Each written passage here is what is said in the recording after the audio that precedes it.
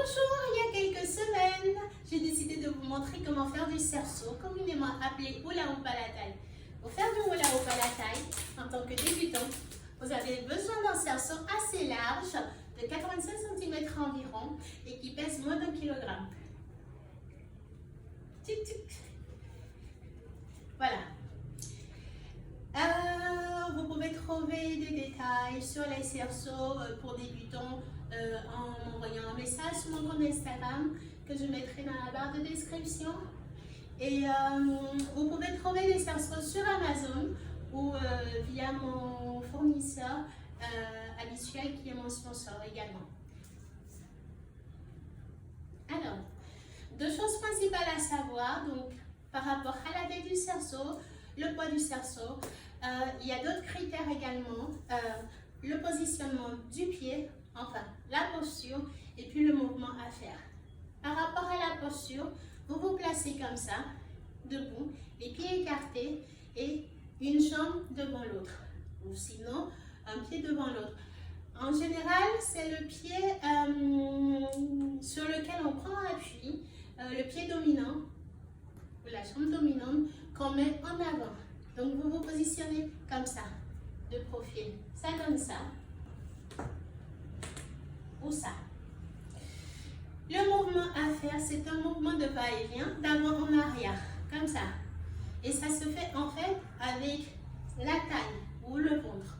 Le cerceau se positionne là à la taille, donc quelque part là sur le ventre, et le mouvement de va-et-vient, d'avant en arrière, d'avant en arrière, en fait en basculant son bassin d'avant en arrière, donc comme ça, comme ça, comme ça, de façon régulière,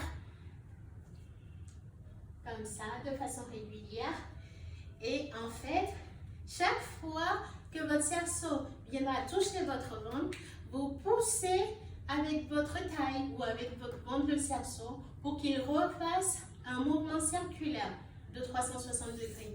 Donc nous sommes comme ça, nous commençons, on fait tourner le cerceau avec ses deux mains, comme ça, en prenant la position que je vous ai expliquée au départ.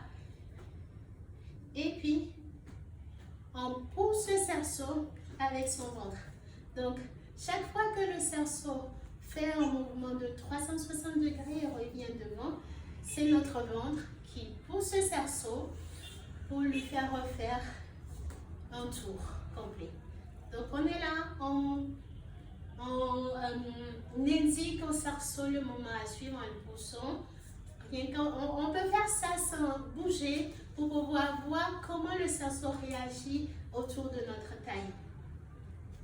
Donc, chaque fois que le cerceau finit de faire un tour complet, il touche tout le temps notre ventre.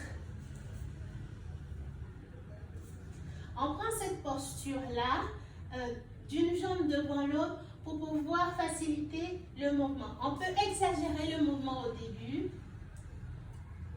Et puis après, une fois qu'on l'a, ça va tout seul.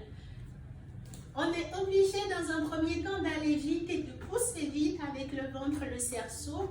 Mais quand on est habitué après, quand on a la tactique qu'il faut, on peut y aller tout doucement.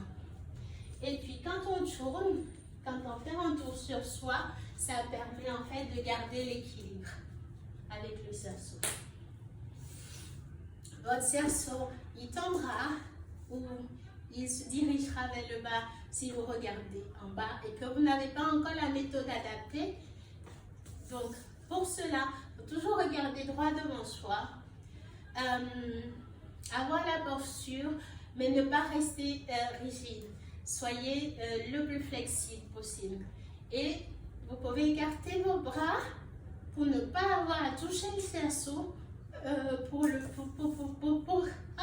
déstabiliser le mouvement. Voilà. Donc, je touche le cerceau chaque fois en faisant ça. Un mouvement d'avant en arrière. Et c'est mon ventre qui touche le cerceau. Une fois que vous avez ça, vous pouvez essayer de faire le mouvement dans le sens contraire.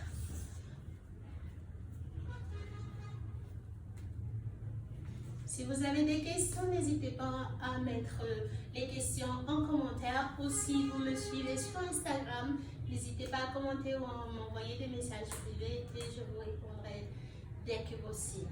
Si vous avez besoin de conseils beaucoup plus personnalisés, n'hésitez pas à m'envoyer aussi des messages et puis sachez que je donne aussi des cours privés au besoin. Le cerceau, ça fait partie aussi du fitness et si vous avez besoin vraiment d'un accompagnement, n'hésitez pas à me consulter pour cela. Bonne chance!